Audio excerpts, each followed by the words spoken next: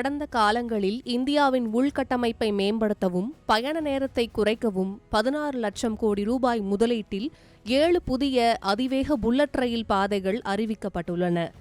இந்த திட்டங்கள் முக்கிய நகரங்களை இணைக்கும் வகையில் உருவாக்கப்படுகின்றன.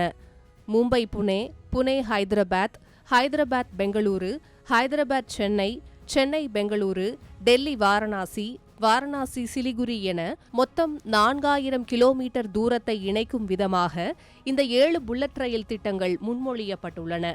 ஆனால் சமீபத்திய பட்ஜெட்டில் டெல்லி வாரணாசி வழித்தடம் மட்டுமே தக்க வைக்கப்பட்டுள்ளது. மற்ற 6 வழித்தடங்கள் திருத்தப்பட்டுள்ளன அல்லது மாற்றப்பட்டுள்ளன.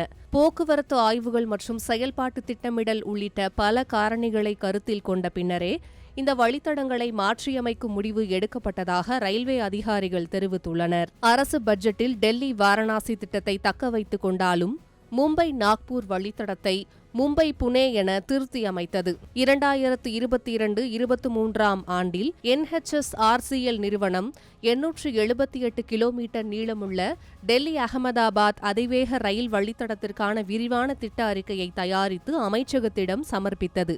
இருப்பினும் இந்த திட்டம் தற்போதைய பட்டியலில் இடம்பெறவில்லை. அதற்கு பதிலாக ஒரு புதிய ஹைதராபாத் பெங்களூரு வழித்தடம் முன்மொழியப்பட்டுள்ளது. 4வது வழித்தடத்திற்கான முன்மொழியப்பட்ட திட்டம் 671 கிலோமீட்டர் நீளமுள்ள மும்பை ஹைதராபாத் வழித்தடமாகும். இதற்கான விரிவான திட்ட அறிக்கை 2023-24 ஆண்டில் சமர்ப்பிக்கப்பட்டது.